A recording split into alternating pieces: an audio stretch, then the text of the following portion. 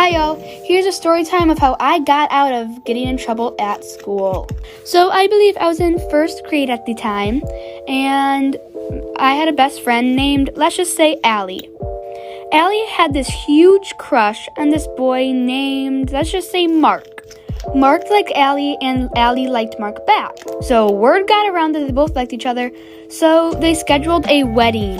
At the time, the whole grade was all obsessed with marrying each other and crushes and dating, but I was not really into that. I was more into sports and my grades, so I thought that this was kind of a crazy idea. So Allie comes up to me, tells me that she's getting married, and she invited me to her wedding. I thought this was absolutely nuts since I knew this relationship was not going to go anywhere, but I still said yes that I would go because, once again, it's my best friend.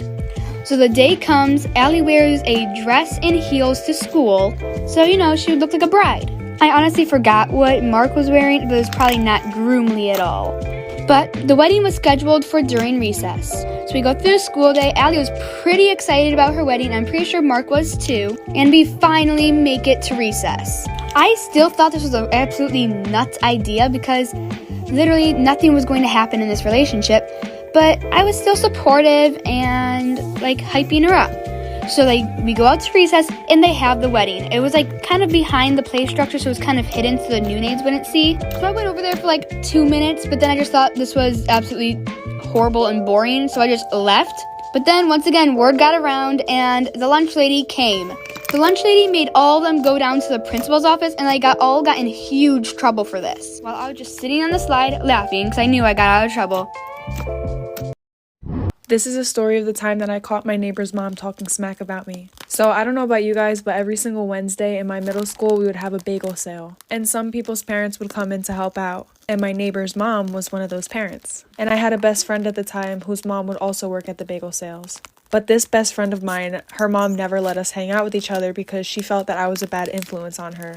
When in reality, it was the complete opposite. She was the one that snuck the boys in her house, if you guys remember that story time, where they peed in a flower pot. So basically her mom wouldn't let us hang out. And sometimes my friend would go with her mom in the morning, basically as a ride to school, and to help out with the bagels too. And one day when she went in with her mom, my neighbor's mom also was there too. So my friend starts eavesdropping into their conversation, and my friend's mom brings me up and says how much of a bad kid I am and a bad influence. And my neighbor's mom was like, "Oh wow, that's my neighbor. We always suspected something bad about her. Our whole entire neighborhood knows this about her." Basically making stuff up about me. So then I go home crying, tell my mom.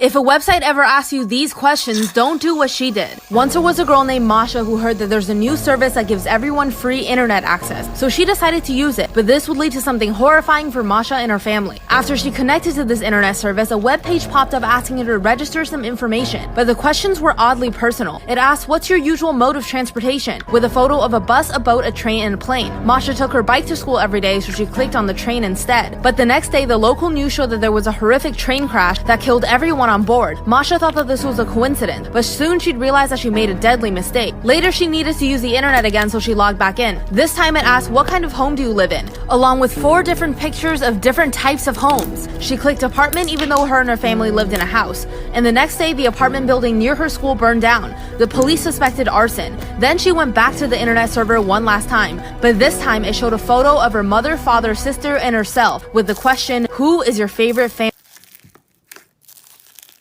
I'm gonna tell you guys why I don't keep food in my room anymore. At least why I don't keep this particular food in my room anymore. So when I was a kid, my dad used to leave the country a lot. Every time he would come back, he'd always bring us some sort of goodie. Always be bracelets, t-shirts, and candy. One time after a trip to, I think it was Dominican Republic, brought us back a bunch of lollipops. These are not normal lollipops like you're thinking in your head. These are these giant brown flat lollipops. Now, instead of eating them, me and my sister decided it would be best to hoard them. Yes, that's right, keep them in our room for as long as possible. For what purpose? I don't know. I think it was probably no, we can't eat them now. If something happens and we need them. Bruh. It's not every day that we got candy, apparently. So we kept them in our room. We kind of put them on display, up against the wall, right in between both of our beds, in this very room. This time I was about 6? My sister's about a year and a half older than me, so she was 7, I guess. Now, these lollipops were given to both of us. They were displayed equally distanced between both of our beds, because they belonged to us both. I'm not really sure how this happened. But one night, me and my sister went to bed, but then my sister started tossing and turning. Calls out for my mom. My mom comes and she's like, "What's wrong?" I got him ready.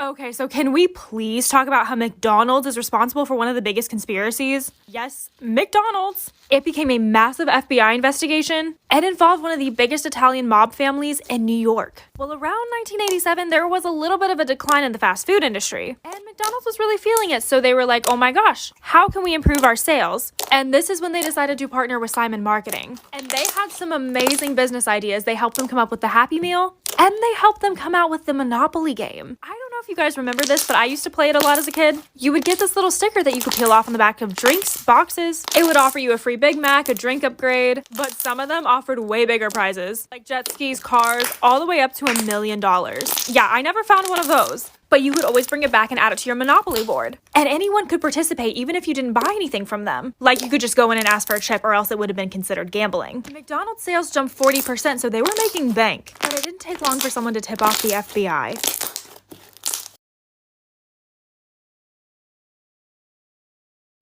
So when I was a sophomore in high school, I had this teacher who would only let the students in her class use the restroom one time per semester. Well, one day I raised my hand and I was like, excuse me, I don't remember her name. Can I please use the restroom? And she was like, no, you can't because you've already used the restroom in my class this semester. Well, excuse me, you can't dictate my bladder. So I'm like all frustrated and I started secretly texting my mom because I wasn't allowed to use my phone in class. And I was like, Mom, I'm sitting in class right now. My teacher won't let me use the restroom. And she was like, I'll take care of it for you. And I was like, okay. So like 5 minutes goes by and all of a sudden my teacher's phone starts ringing and she walks up to it and answers it and she's like, hello? Yeah. Okay, thank you. And then she walks up to me like so angry and she like slams the pass on my desk and she was like, since you have to go that bad. And I was like, yeah, I really do. Thanks. And I got up and left. I didn't even have to go to the bathroom. It was just the principle of it. I just roamed the halls.